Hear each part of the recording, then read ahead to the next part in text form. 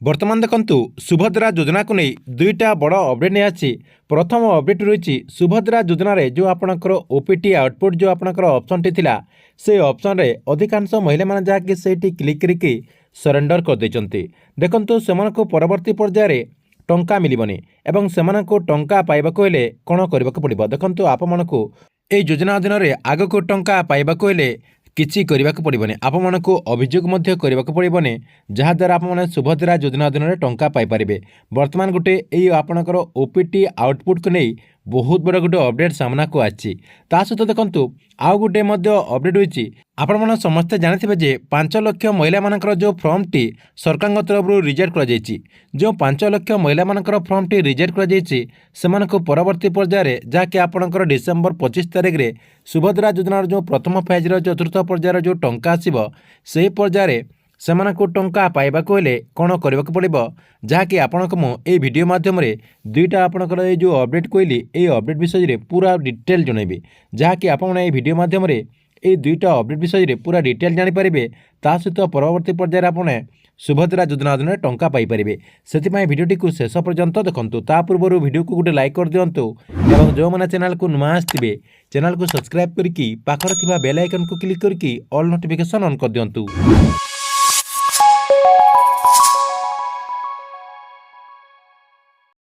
आपण मन समस्ते जानिछंती जे सुभद्रा योजना अधीन रे एबे गुटे बहुत बड़ प्रोब्लेम आसी।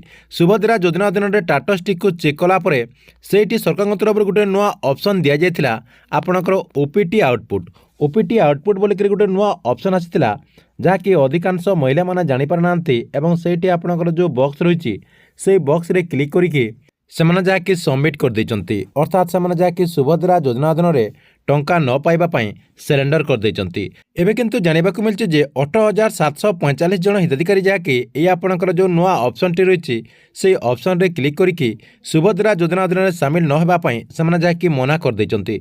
देखंतु 18745 जन महिला माने जो आपणकर सुभद्रा योजना अधीन रे सामिल हेबा पाए जो मना कर दैचंती बोली कहा जाउची, सेतिरे अधिकांश लोक जाके जानि पार नांती भूल बसत सेमाने जाके सेठी टिकमार मार देकी सबमिट कर दैचंती। एबे किंतु सेही महिला मानक पई वर्तमान गुटे बहुत बड़ अपडेट आसीबा को जाउची।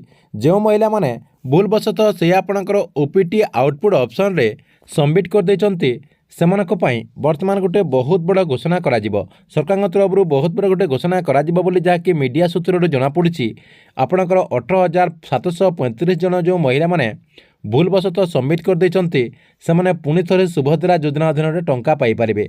काहेकि ना सरकारकर भूल कारणरो एई भूलटी महिला माने जाकी कर दैचंती एवं सेमाने जाकी सबमिट कर दैचंती।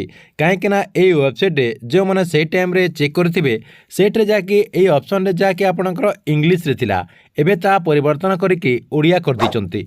सेति पई अधिकांश लोक जानि पार नांती एवं सेठी क्लिक करिके सेमाने जाकी सबमिट कर दैचंती। सेति पई सरकार तरफ खूब शीघ्र गुटे बहुत बड़ निष्पत्ति निया जिवो।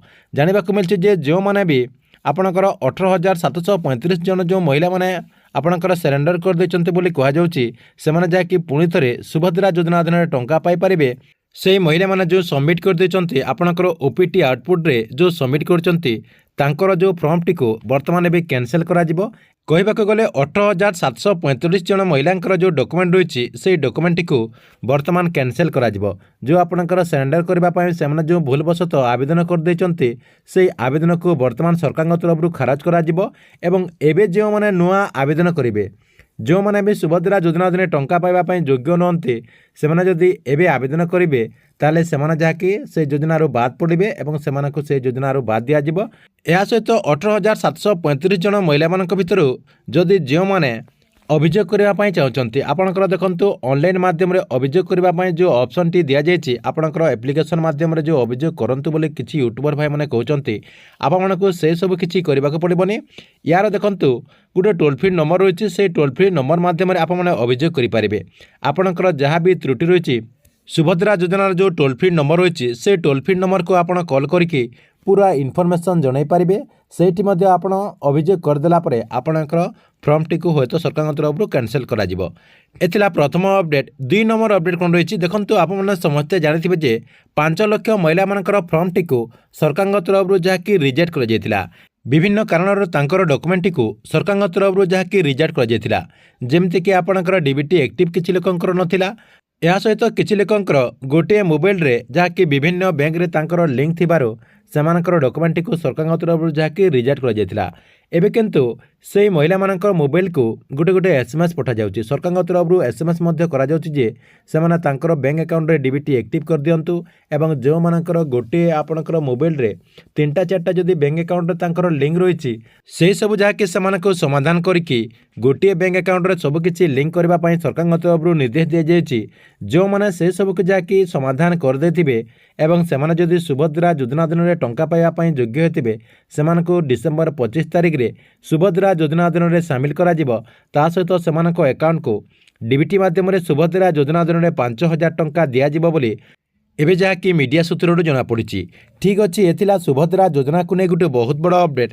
ଆପଣଙ୍କୁ ଭିଡ଼ିଓ କେମିତି ଲାଗିଲା କମେଣ୍ଟ ବକ୍ସରେ ନିଶ୍ଚୟ ଗୋଟେ କମେଣ୍ଟ କରିବେ ଏବଂ ଗଭର୍ଣ୍ଣମେଣ୍ଟର ଯେକୌଣସି ନୂଆ ଯୋଜନାର ଅପଡେଟ୍ ଆପଣ ସର୍ବପ୍ରଥମେ ଦେଖିବାକୁ ଚାହୁଁଥିଲେ ଏହି ଚ୍ୟାନେଲଟିକୁ ଆପଣ ରେଗୁଲାର ଦେଖୁଥିବେ।